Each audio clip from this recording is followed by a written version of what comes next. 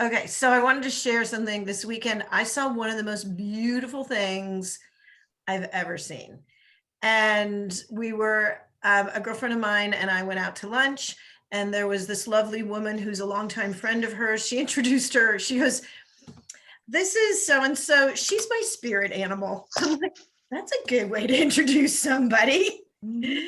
So, I mean, Right. it says something about how lovely she is. And my girlfriend was like, she just has like rays of sunshine coming out of her pores.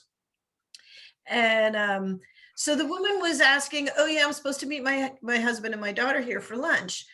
And so she goes in the restaurant, the husband and daughter come by, I get introduced to them, they go have lunch, and then on their way out, we stop and have a conversation. And long story short, my favorite part of the conversation was the husband saying, "Yeah, the pandemic has been absolutely terrible. However, there was something so wonderful in it." And he goes, "For the 2 years prior, I've been on the road 300 days out of the year, 2 years in a row." And he said, with the pandemic, we were in lockdown, we had to be home. And he said, "I had three priorities and I only got to like one and part of the second one. And they were family, health, and self." And so mostly he was happy that he got to be with his family, which he hasn't been able to do. And he looks at his wife, and electricity Yeah. leaves out of his like heart and eyeballs right into her. And I just looked at that. I mean, you guys know me, and I out loud, really loud, I go, "Sweet," because that's it right there. It was this, and she just kind of let it roll on and all over her. It was good. I mean, she was just so comfortable with that happening. And it was like, if I was able to take a picture of that, it would be like this big ball of delicious sunshine light. And that's what we're all striving for. It's what we spend bazillions of dollars on. It's why we do like vanity self-care. It's why we get advanced degrees. It's why we are motivated to do anything practically. I mean, there's the 7 things you're looking for contentedness. But then beyond that, when you're reaching for connection, I'm like, that is it. And I mean, I know what it looks like and feels like.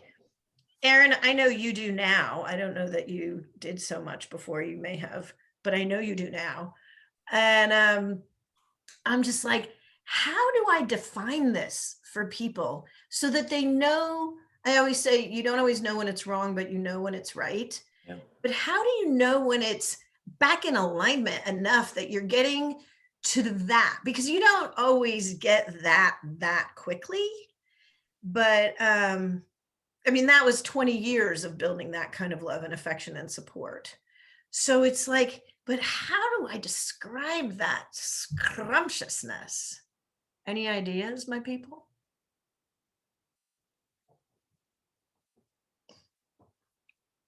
I think you just did with that paragraph. Um, I can tell you when I experience it.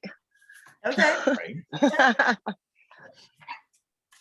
Oh, when you experience it. Okay. When Well, I we'll get you there. experience it. If you want, yeah, we can help you get there. Because I'm like, okay, all right.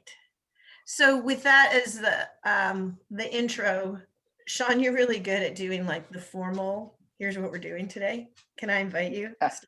Absolutely. So welcome. We are here for He Said, She Said, which is your on purpose level up to any relationship in your life. Now, traditionally, the He Said, She Said leaves a lot of carnage and a lot of disconnect, but we're flipping it on its head so that we can create connection. So we always intro a topic or a story, but we also want to invite any specific area of your life that you want to level up on purpose, your relationship with your mind, your body, your money, your mindset, your decision making, your business, your wife, your husband, your kids. That's what we're here for, because he said and she said, and it is the greatest way to create connection and level up any relationship you have in your life. Woohoo! Thank you. That sound okay? Every Yeah. time it's a little bit different. So. Well, I know at some point we're going to have it so refined that, it'll be rote. Mm-hmm. Uh, Mm-hmm. And then we'll put it to music and it'll be like, who's that funny Well, little girl? eventually we're just going to have an intro that plays so we don't have to do it live. So. Oh, yeah. Right. Who wants to do that one for us? All right. So that was one of the most beautiful things that I saw this weekend. And of course I wasn't quiet about it. Because when you see something that good, you gotta like, look, everybody, look at that. And also for them to have the comfort and recognition to acknowledge it again too is nice. All right, anybody want to ask a question? Who's got a burning I question? think he said the greatest thing was that relationship in mind. I'm overcoming, I think always gonna happen, the past. As I explore it and see past wounds, I hold on to some pieces. How do I not hold on to the wounds of the past as I explore them and discover new ones? Or old ones, as a matter of fact. Great question. Okay, I'll hit it. Do you want to take She's it? like, I'm good. Well, I'm going to jump in, but if you want to lead, ladies first. So No, he said you cannot. I mean, Aaron and I have talked for. I was playing a game in my head of who's going to show up, who's known me the longest, and I think you win on this one. I mean, if you want me to jump in, like, so I have a question for you before I answer. And so I'm a big energetic flow guy. And I believe in some stuff that other people will call wooey, right? And so my question is, how deep down the energy quantum vortex do you want the answer to go? Or I can keep it very tactical to give you some navigatable steps. So like, I'll let you kind of lead which way you want me to steer the answer. Dawn, I'm as wooey as you can imagine. I started exploring it and I just went down the rabbit hole, and I have some blocks in place so that I don't go too far. Sometimes I tell Michelle I put roadblocks out there so that I can remind myself this is not the way you want to look. Okay. You can be tactful if it helps, for viewers later down the road or somebody else, but I'm all about the energy thing. Okay, so I'll start very tactically about something that is one of the most useful tactical action steps that I've ever discovered in my life, and it's the concept of questions. And if we look at how the neurobiology of the brain works, that whenever we're introduced to a question, it forces our brain's neurons to scramble and regroup. So it creates new connections. And so, like when I'm parenting my children, I teach them in questions because it forces their brain to be part of the solution, right? Mm-hmm. And so whenever, like, my rule is whenever I'm not behaving like I want to, or I don't feel what I want to feel, I ask myself a very simple question: what is the gift or the opportunity in this? Just to give myself a pivot in my mindset, right? Because if we look at the reticular activating system of the brain, it's a mind magnet. We're just going to get more of what we pay attention to. Whatever you tell your brain's important, it will go find evidence that that's important.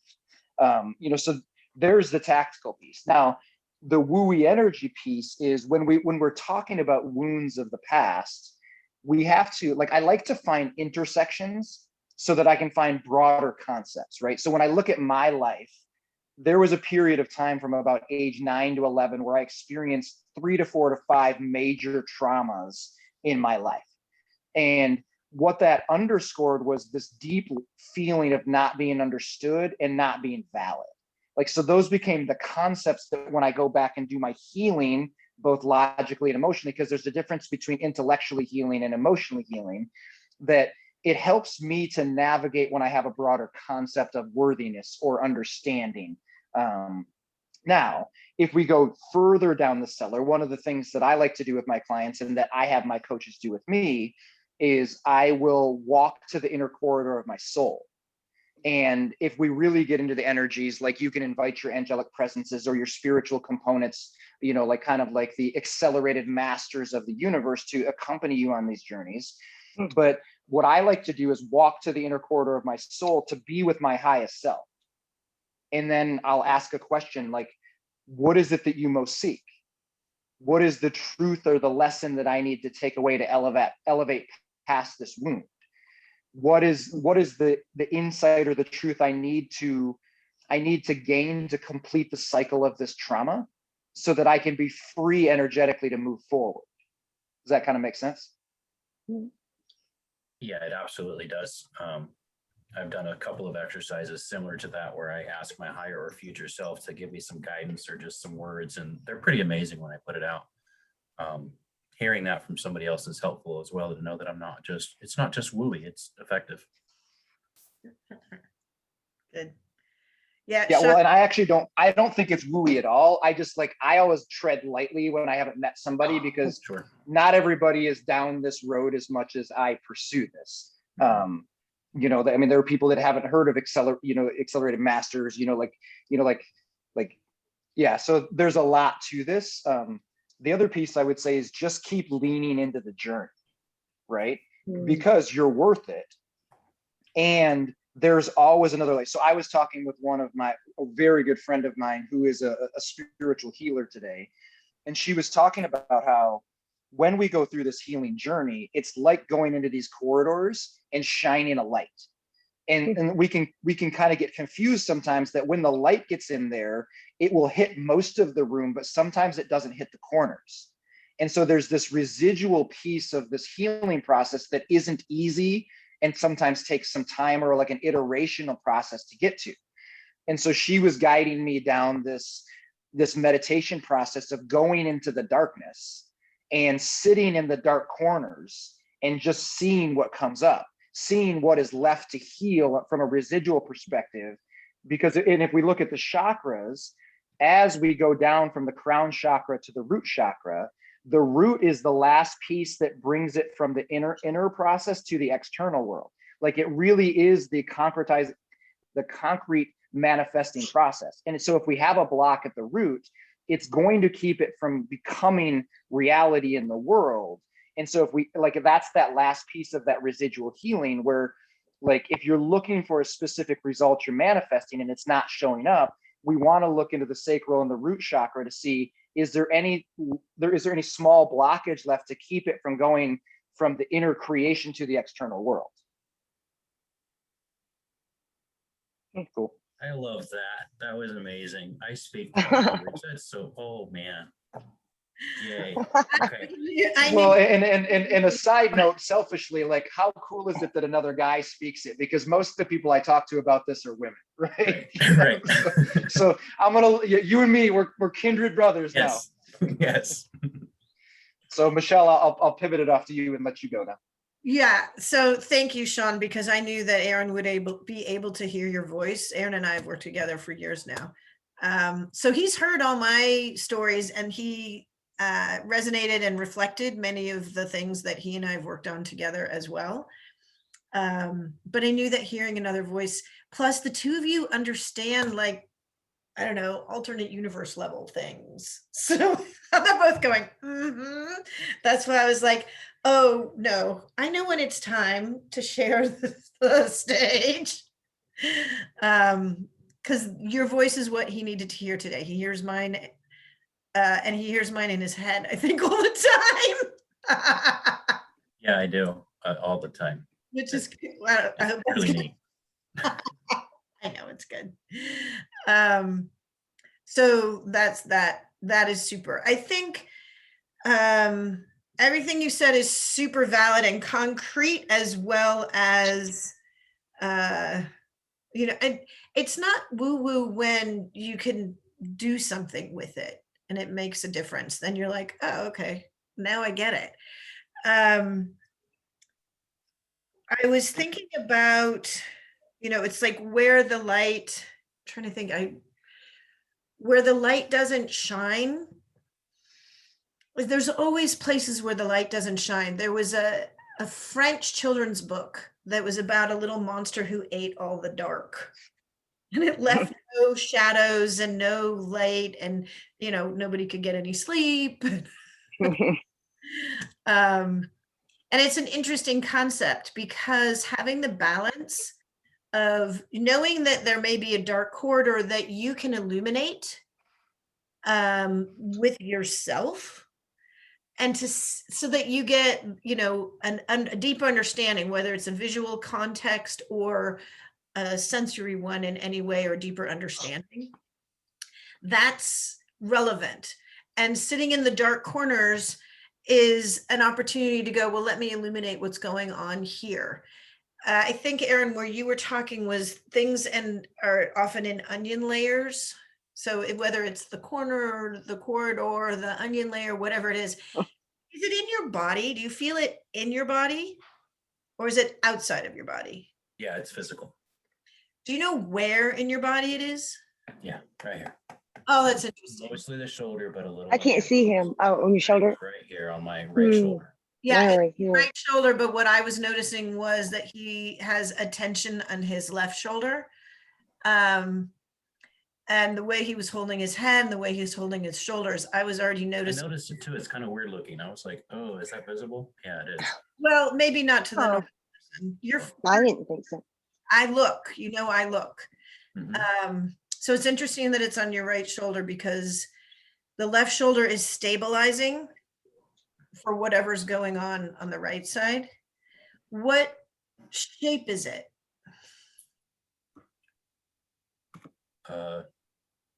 I've been able to describe it best as a ball. Kind of flexible, What size is it? pretty big, softball to melon size. And is there weight to it? Sometimes, not frequently, more often just pressure or awareness. Are you stabilizing with the left side for whatever's going on the right? I can feel it that I am. It's almost like there's a block over here, and when I move it around, the left side restabilizes, but it's not blocked over there at all. It just restabilizes, if that makes sense. Yeah, because I mean, I was noticing, look at, just so freeze, look at the way that your head is tipped, and look at the way that the right shoulder is relaxed down and the left has tension. So if we were together, I would immediately release the tension in your left shoulder to see what happens if it says, okay, that's okay. Or if you then spasm in the lower half of your body, because it might be coming from your hips or somewhere else. You are But- correct. It's coming from the right hip. Okay. That's usually it goes cross body like that. I mean, a massage might be helpful right now too, as long as you get someone who knows kind of what they're doing.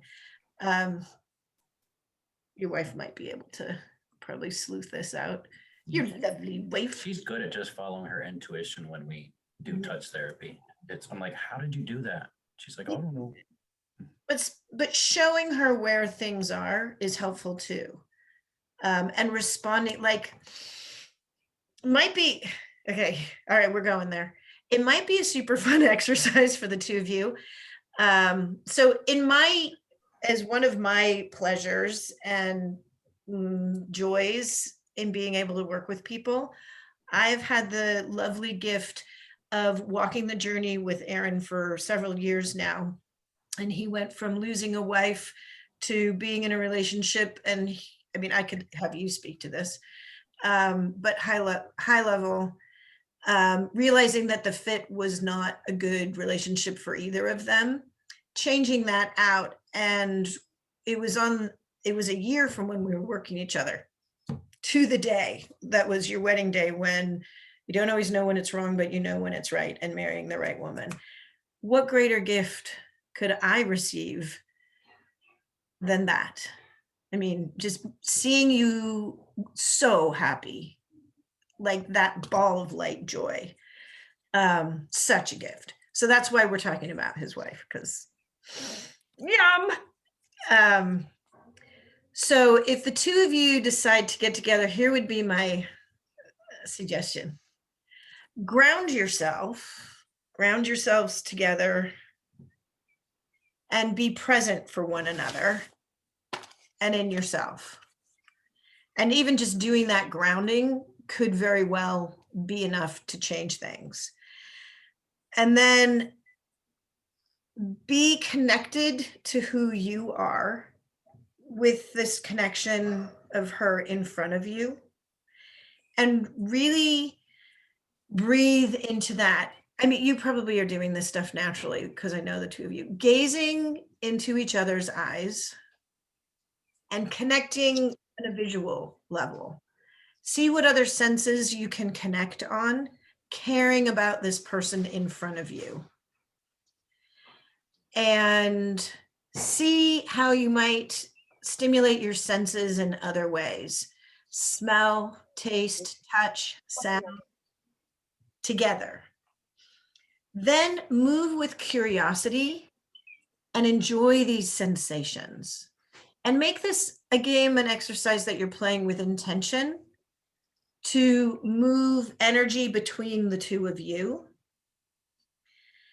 And then it's a matter of realizing, giving clear intention and direction, welcoming a touch or requesting one. You know, put your hands on my hips, and then showing appreciation and acknowledgement for that. Thank you, that feels good. Because then you're showing the recognition that they've done something, they've given a gift to you. And recognizing that means it's not just giving commands, but you're appreciating, and you want the request sandwich with appreciation and acknowledgement. I know, I think it was Dr. Ruth Westheimer who was saying that the ancient Hebrew word for sex is to know, and it's a chance to know one another in a very, very deep way to do this. And if you're doing this, Power on. that, you know, perhaps Power on. to release Bluetooth mode. some of this energy. Tori, I'm gonna mute you. Then it will be a generous gift for each of you to share it. Now, realize also, if this is something that's negative that you're holding on to, let her know that it's not for her to take. She doesn't need to take it, but that you can, the intention is that you don't need it anymore, so you can release it. So some of it you find, I mean, you and I, we know our histories and widowhood and those kinds of things. The way that I talk about that very specifically when I talk about grief, I'm such a positive person and always, you know, looking forward. Most of my clients come to me when they're like, I don't want to be at the bottom anymore, and I just don't know how to change things. I've been trying to do this on my own and it's not working. So I'm going to reach out for help. And then we expedite all of that beautifully and very quickly. But the way that I speak about moving through grief could be moving through trauma, moving through loss, moving through a traumatic experience, a change in your life, a developmental phase. And you guys are going through a lot of those. And that is that grief is complicated. And I speak to it as grief, but it could be you could put in whatever word fits for you. Grief is complicated. It's ambiguous. It makes it difficult to get what you're trying to do done because your eyes are blurring with tears as you're trying to drive somewhere. Grief slams your head against the kitchen wall and drops you to the kitchen floor and steps on your neck and prevents you from breathing or seeing your future as you're trying to get something done.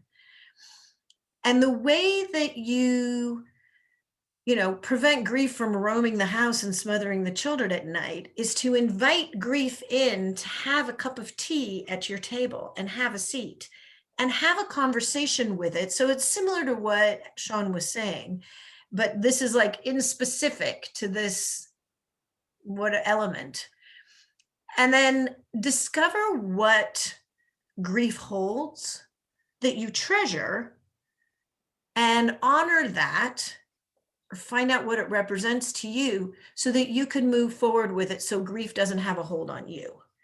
That's my whole poem on grief, basically.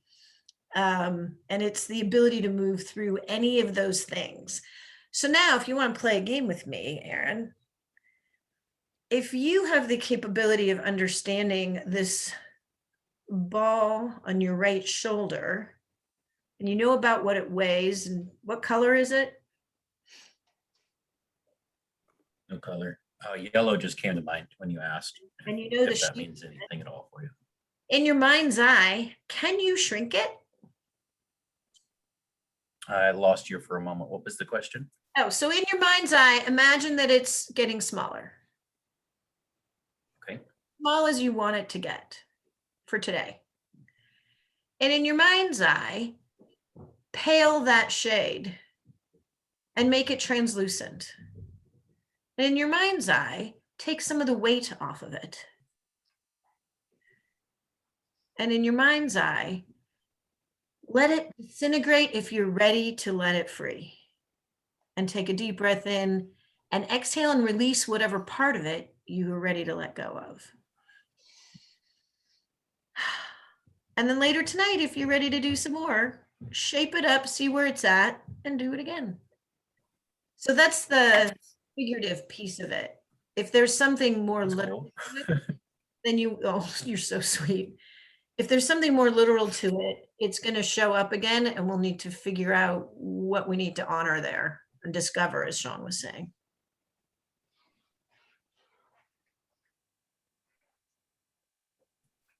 So good. Always so good.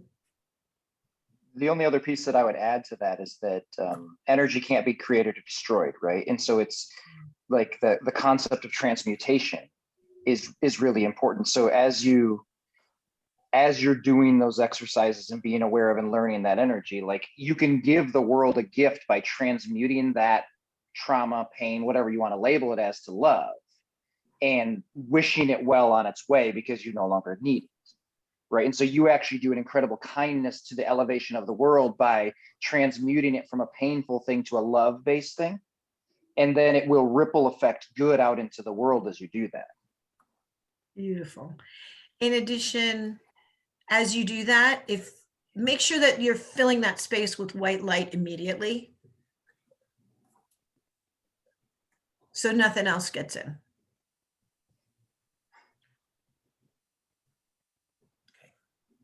Good one, babes. Thank you both. That was awesome.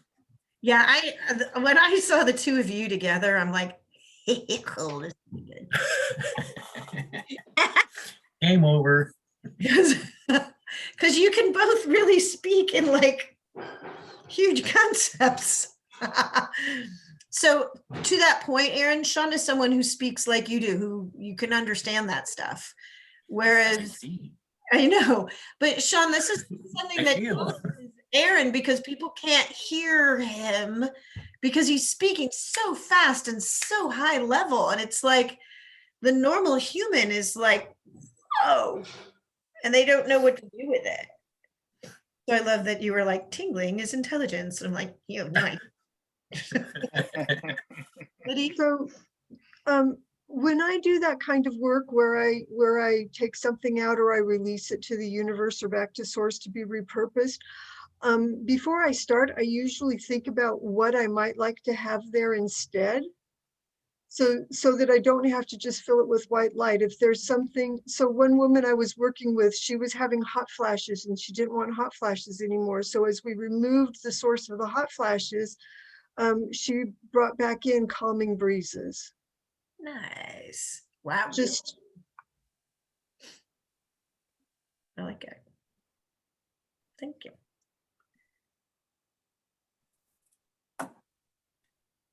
I found mostly when I look at it, it's tears that I'm ready to release, that I somehow am not able to release, even though I go through releases. Maybe it's that something within me wants to have those tears because, I don't know, I'll have to look at why I'm holding on to that, but it's mostly. can I ask a question? Of course. How do those tears benefit you? When they're released, I feel a physical healing in different areas. Otherwise, I almost feel like maybe it's a spotlight thing.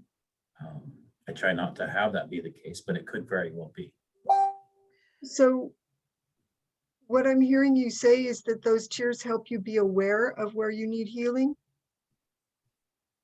Okay.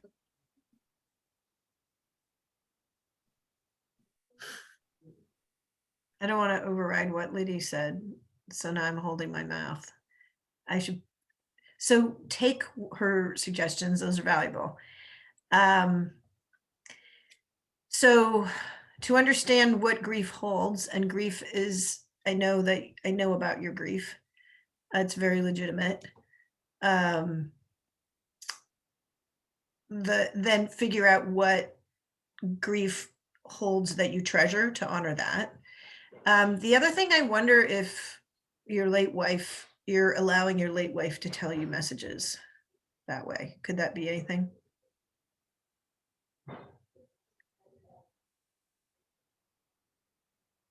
You're on mute, babe. There. Broke up a little bit there. Late wife, could that be a piece? Is that what you asked? Yeah, because you connect that with tears. I don't know that I'm guessing on that. I think you've done a lot of the work there. Yeah, I've done a lot of work there. I'm trying to not have the anger towards that grief, as there is some towards either the grief or towards her. Mostly it's when I got sirens outside. Let me come back with the siren stuff. Well, and I'll jump in as as the sirens are going. What I feel energetically is that the feelings and emotion want to be honored.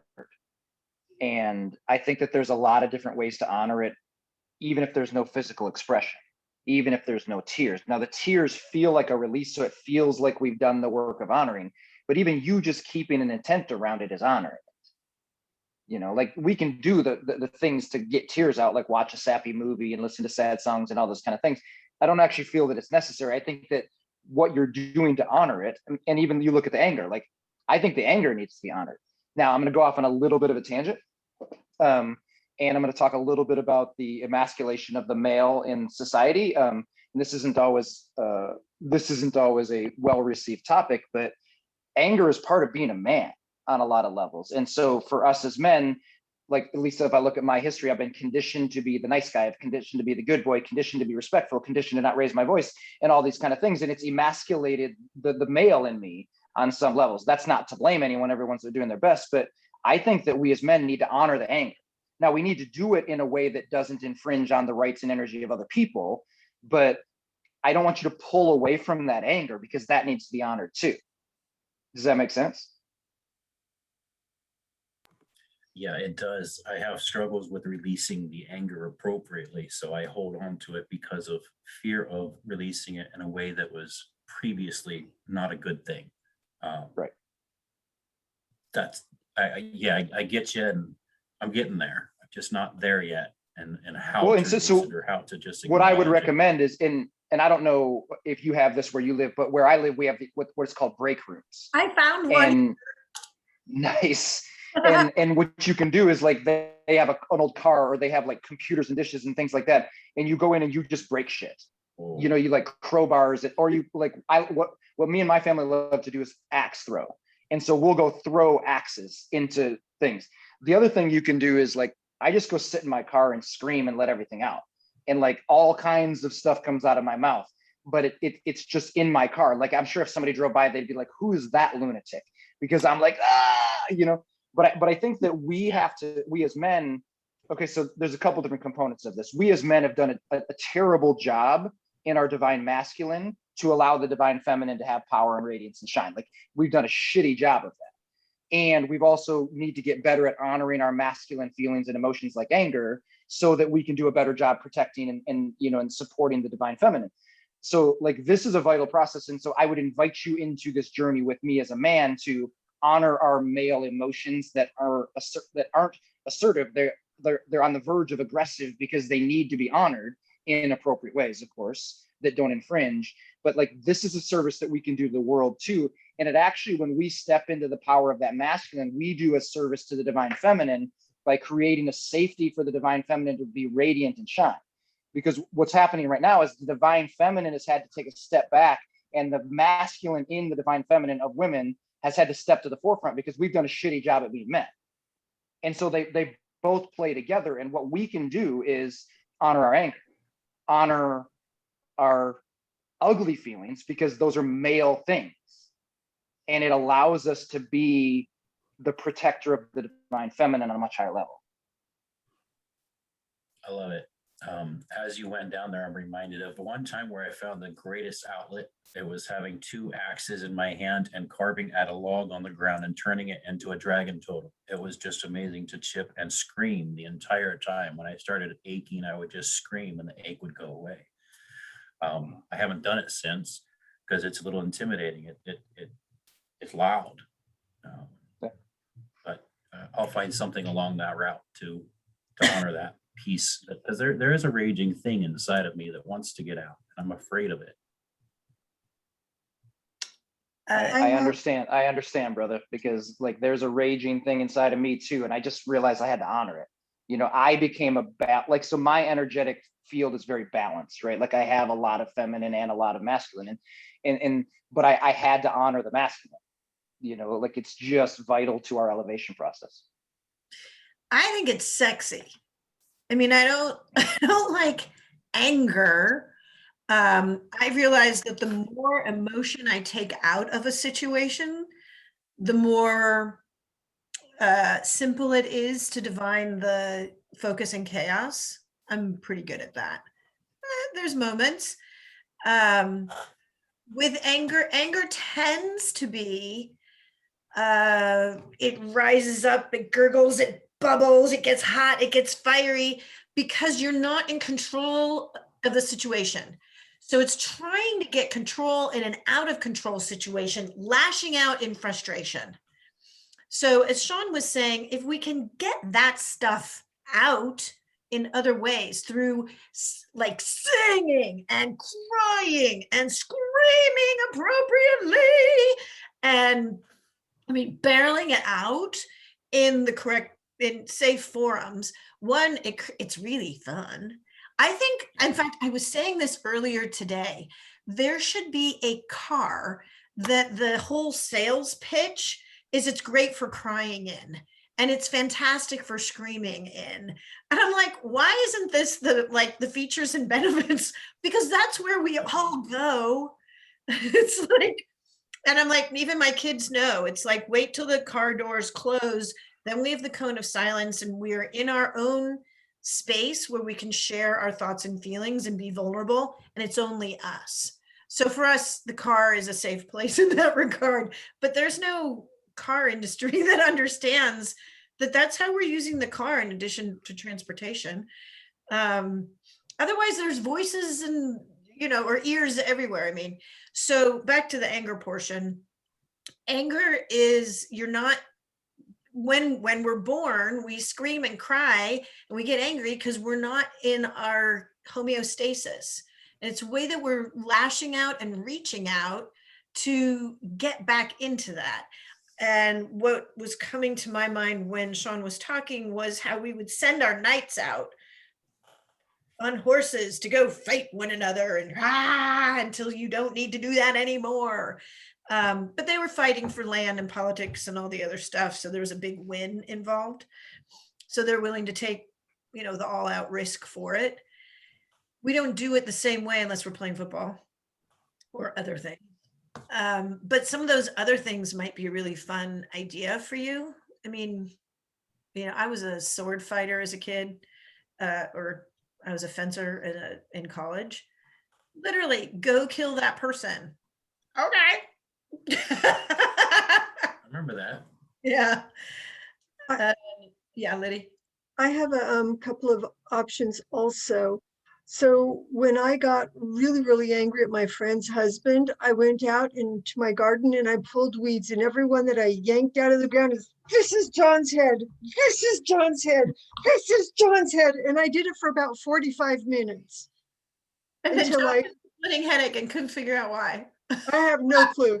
Another one, when I was really little, I was really angry and I bit my thumb and I had teeth marks for about 2 weeks. So I learned after that to go buy a towel, because the towel doesn't get hurt and it releases that, Also, I have been known to go in and beat the holy hell out of my bed because you can pound on the mattress and it doesn't hurt you and it doesn't really hurt the mattress either.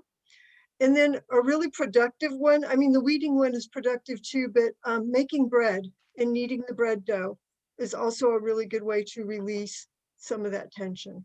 You do a lot in the garden, Erin.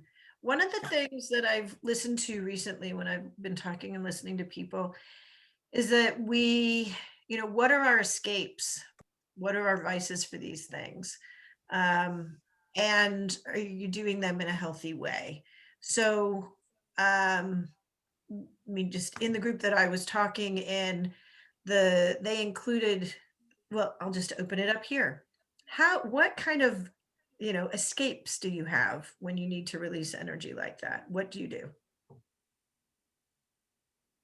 Anyone? Sure. Now we just go for walks. We go for walks every day, just about at this park. We take lap after lap, and we decide whether or not we want to take that third lap or that fourth lap, and we talk ourselves out of taking the third lap, but we do it anyways. And then we have a lot of cuddle. We have that seeing, that looking at each other, the gazing, and we tell each other, I think I'm going to cry. I need to do some crying. And then we just receive that. I don't have any energetic releases right now. Aside from that, I got to find some. I know that my body wants to hit something really bad. You guys are such a nice partnership. You walk, you talk, you share, and you connect. But this is something for you. You can be selfish on this one. And when you have that release, I mean, sex is an option, but you don't want angry sex. You want, I am man sex. Right. And that's why I was saying, well, it's, super sexy to be empowered, not overpowering, but empowered. So that's why I'm like, I don't need an angry person, but I want someone who can stand in their power. And that's where we want to get you to. You've done a lot of things physically recently. You've been noticed. Well, you don't need to tell. I'm sorry. I just remembered a video you sent me recently. my twerking. Yeah. That was so fun. But then you're getting a new control over your physical. Look at how red he is. I love you. That's so weird. But you're getting control over your body in a new way, which is so nice. So like going into that is awesome. Drumming, singing adds that vibration. What would be something that wouldn't freak out the neighbors? People, help out here.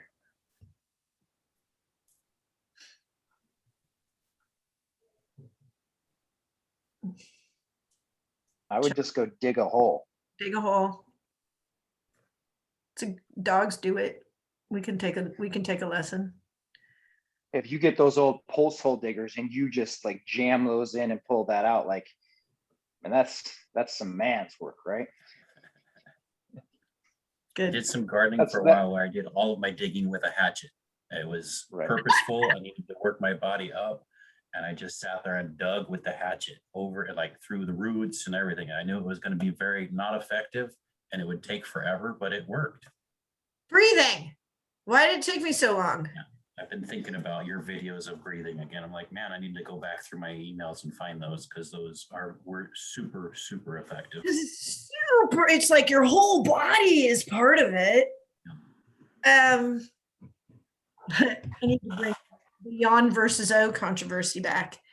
I know. Yeah, doing just like a super simple, think of a shape in your mind and breathe that shape. So, it's an oval is an easy one. You can make it even and rounded. I do a lot of shapes with you because I know you're mathematically inclined. You can do a triangle where you're inhaling, exhaling, holding it. Hold at the butt, yep. Or triangle, square. Or square. Yeah. So you can play that game.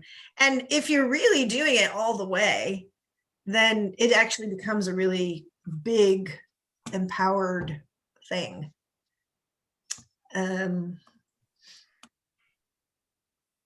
have a lot of like movement exercise and massage ideas and things like that. But sometimes you just need to run track till you pass out or lift weights. I mean, I think that there's definitely a kinesthetic piece of the movement, and then there's a little bit more of an energetic side. Like, so one of the things I do every morning is I will flush all counter intentions out of every aspect of my body, and it's this visualization from head to toe, everything counterintuitive, just flushing out the bottom of my feet, right? And then filling that space like we've talked about. So there's an energetic piece to that.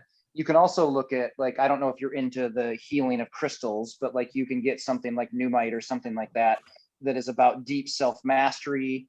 And if you want to, I can connect you to an amazing crystal healer if that's something you're interested in. But like this is like when we're getting into the creation of reality, I love it, right?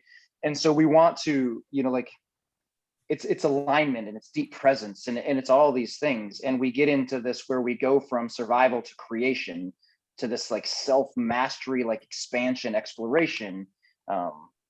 Yeah, I mean, it's like, you're there, man. Like, you're right there. You just got to, there's a process of continuing to lean into it and then noticing the frustration piece of it's not happening yet and lean in further, right? Now, I've been reading this book recently, and it talked about how frustration actually triggers neuroepinephrine, and neuroepinephrine is actually required for learning because it creates space for learning to happen. Right. And so if we use the frustration to lead to learning and growth and elevation, then the frustration actually serves a purpose, even if we won't celebrate that. So there's so many pieces that are coming together for you, and I could feel it. And I think it comes back to trust and knowing, right? Do you trust the process of your existence? And do you trust the knowing of the result that will come no matter when it comes? You're dead on the trust. It's trusting self/higher self and leading me in the right direction versus, am I doing this right? Am I going the wrong direction? Is this even a good thing? Scaring myself. Yeah. Can I say absolutely. something? Of course. Absolutely. Michelle, like you said, massage, but what I was thinking was because like maybe acupuncture, because of the energy points and there may be some stuck energy along with doing the exercises, but that might help move the energy. And it may That's release, kind of like reminding me, crying or she whatever asked me. emotions, it may help release that. Mhm. How about a good roller coaster ride? Let's get a serious adrenaline rush flush. That has changed my mojo completely. Like any big like adrenaline hit. Mommy's Little Helper. It's a roller coaster. Sean, I want to think through the norepinephrine with frustration, because frustration I feel is like I just need to talk it out. When I'm not getting it, it resolves in frustration, which then my body is dumping a chemical that makes me more open to understanding. Well, I mean, it's just when they did, and like I said, I just read this yesterday, so I was introducing something that's just been introduced to me. So I'm far from in mastery of this concept. But my understanding of it is that the process of learning is a journey, right? Like it's not always a quick process. And there is a need for neuroepinephrine to create space for the learning to be, right? And in the research that this book was talking about is that frustration is one of the contributors to neuroepinephrine in the body. I don't believe it's the only one. I think that inspiration is, I think that motivation is, I think that, curiosity is, but it was talking about that the frustration part of the learning journey isn't a bad thing because it creates neuroepinephrine that can be used to learn. Now, I think that there's a skill of transmuting that as opposed to sitting in the frustration, right? Ah, that's so key because people get stuck in the frustration. I have teenagers who are right there. Isn't norepinephrine what they hit you with when your heart stops? Yeah, adrenaline, neuroepinephrine, the same similar chemical makeup. Yeah. So what a genius maneuver, body. Good job. to be like, oh, you're frustrated and you're not getting this, but I'm going to give you the inspiration to say, here's an opening, so now you can receive it better. I mean, it's Right. Ooh. So, and then there was one other thing, and I do have to jump off here in like 4 minutes for another call, but Aaron, there was other thing that was feeling energetically as we were kind of round robining, is that I think that I want you to get a little curious about the topic of simplifying what you're trying to figure out. Because there's an energy that I'm feeling that is you trying to unlock the right code to get the right results. And that starts to get in the momentum of like trying to win favor from the universe, the higher, and things like that. And you're incredibly worthy of favor just by being you. You don't need to do anything for that favor. And so I just want you to be aware of it. I felt a tinge of that, of like this trying to unlock or win favor for what I'm looking for. So just sink really deep into your worthiness as a human being and as an energetic essence, and then take action off of that as opposed to trying to unlock a code. Does that make sense? Yeah, it does. You nailed it. Yeah. So we've got 3 minutes. Can I have 1 minute to describe, just throw some words out. So take yourself off. Describe what is a relationship in just words. Just throw out words. What does relationship mean, or what's that word mean to you? Partnership, Okay. intimacy, Connectivity. Collaboration. trust, Definitely trust. building or co-creating. Supportive. I like it. Thank you. Okay, next one. What is beautiful? You, Life. Mwah. I was going to say me. you There you too. go. I'm talking about you, all of you, the inner beauty, that which shines out from you, that's beautiful. Existence. Yeah. Creation. There you go. Yes. Gorgeous. All right, Sean, you want to sign us off? I like when you do it. Yes. Yes. Well, listen, I am so incredibly grateful to be able to share this time in this space with you. And Aaron, I'm just so blessed for you to come on and share. And if you're on Facebook, if it's cool, I'm going to, kind of connect with you and just so we can chat more. But we do this every Thursday at 4 p.m. Pacific, 7 p.m. Eastern. And the real purpose of this is to create a deep, deep connection and a deep understanding and elevation of the relationships in our life, the relationship with all things. And it's from a he said, she said mindset, because Michelle and I just love to have fun together and play off each other and create a space for us all to learn and grow. And so we're just so incredibly thankful for you to be here. I hope it was of value, and please invite as many people as possible, because our co-mission, Michelle and mine, is to elevate the world and to help people have access to their highest self. And in a broader scale, we're all energetically rising the world and the consciousness level of the world together, trying to get to that love level. So, so incredibly grateful for everyone to be here. Thank you so much. Thank So you. Michelle, I love your partnership. Oh my God. I know, it's fun. All right.